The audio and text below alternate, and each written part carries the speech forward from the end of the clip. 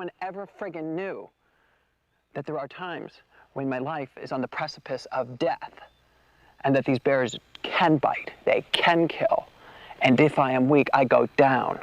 I love them with all my heart. I will protect them. I will die for them, but I will not die at their claws and paws. I will fight. I will be strong. I'll be one of them.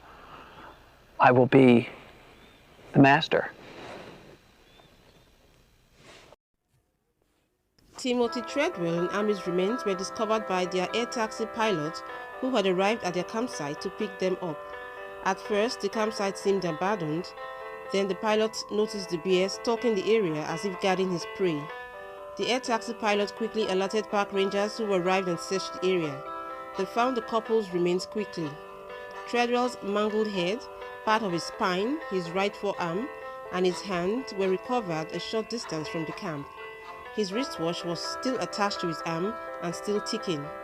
Amie's remains were found partially buried under a mound of twigs and dirt next to the torn tents.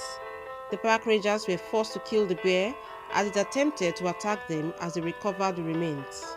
Another younger bear was also killed when it charged the recovery team. A necropsy of the large bear revealed human body parts in his abdomen, confirming the rangers' fears. Timothy Treadwell and his girlfriend had been eaten by his beloved bears. Well, I'm here with one of my favorite bears. It's Mr. Chocolate. Hi, Mr. Chocolate. He's been with me for over a decade, and he's been my good friend. Oh, he's a big bear. He's a big bear. A very big bear. Wow. Known as the Grizzly Man, Timothy Treadwell was above all else a bear enthusiast. His passion for the creatures led him to a passion of environmentalism and documentary filmmaking, the subject of which was the grizzly bears of Katmai National Park in Alaska.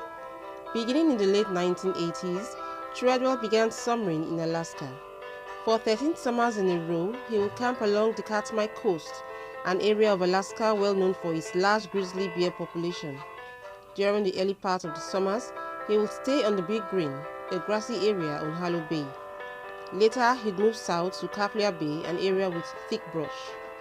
Big Green was good for sighting bears as the grass was low and visibility was clear. Treadwell called it the Grizzly Sanctuary, since it was where they came to rest and mosey around the coast. The Kaplia Bay area, thicker and more densely wooded, was better for getting in close contact with the bears. Referred to as the Grizzly Maze, the area was full of intersecting grizzly trails and was much easier to hide in.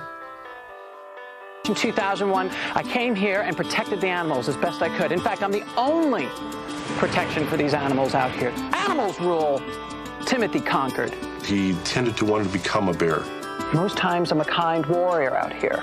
Occasionally I am challenged, and in that case, the kind warrior must become a samurai. While camping, Treadwell would get up close and personal with the bears and film all of the interactions on his video camera. Some of the videos even showed him touching the bears and playing with cubs. While the Grizzly Man claimed he was always careful to develop a sense of trust and mutual respect, there were many who thought otherwise. Over his 13 summers, Timothy Treadwell made quite a name for himself.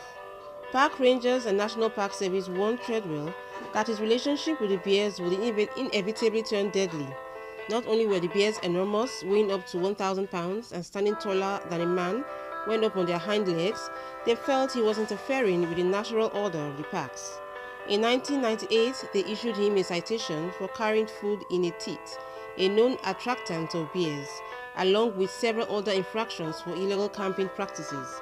They even imposed a new rule due to his inability to follow their other ones, known as the Treadwell Rule. It states that all campers must move their camps at least 1 mile every 5 days in order to keep the bears from getting too comfortable with humans. However, despite the warnings, Treadwell continued to camp and interact with the bears.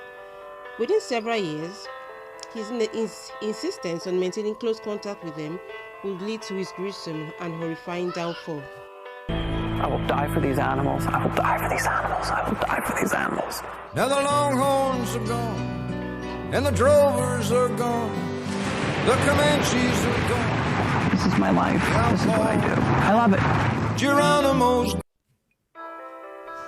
In October of 2003, the bear enthusiast and his girlfriend Amie were in Katmai National Park near Treadwell's old stomping grounds in the Grizzly Maze. Though it was past the time when he usually packed up for the season, he had decided to extend the stay to locate a favorite female bear of his. Around this time, friends and family say he had withdrawn from the modern world, and even Treadwell admitted he felt far more comfortable in nature with the bears than he ever did with humans. He was getting increasingly reckless. He knew that October was when bears were storing up food for the winter, gaining fat for hibernation and increasing aggression, yet he still camped out on their paths. This was especially dangerous as park visitors were prohibited from bringing guns and Treadwell was not carrying bear repellent spray. On the afternoon of October 5th, Treadwell and Amie checked in with a colleague in Malibu by satellite phone. Then just 24 hours later on October 6, 2003, both campers were discovered dead, torn apart by a bear.